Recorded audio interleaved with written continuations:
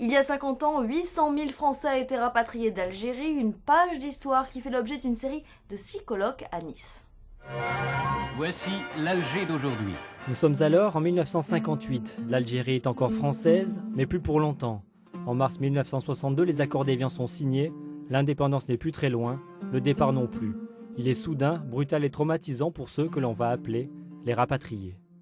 1962, c'est-à-dire c'est l'exode, c'est l'éparpillement sur le territoire métropolitain et puis c'est le mauvais accueil. Voilà. Si vous avez vécu ces trois choses en 62, vous êtes pieds noirs. Plus d'1 million de personnes qui ont débarqué en quelques semaines dans des conditions catastrophiques, traumatologiques à Marseille, à Nice, à Port-Vendre, à Tours, à Villacoublay, à Lille.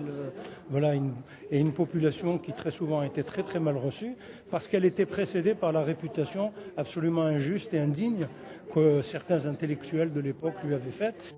En 1962, ce sont bien des Français qui arrivent en métropole, mais ils ne reviennent pas pour autant.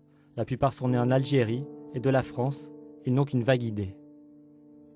Je ne connaissais la France que par mes vacances, mes voyages, mais je n'envisageais pas du tout de venir habiter en France. Et c'est les événements du 5 juillet à Oran qui m'ont fait partir.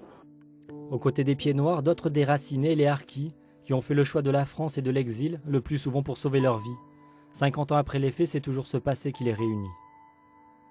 On a en commun deux choses avec la communauté pieds noirs, c'est que la communauté française d'Algérie, elle avait ce souci de s'enraciner en Algérie. Et les événements, on a décidé autrement, l'histoire, on a voulu autrement.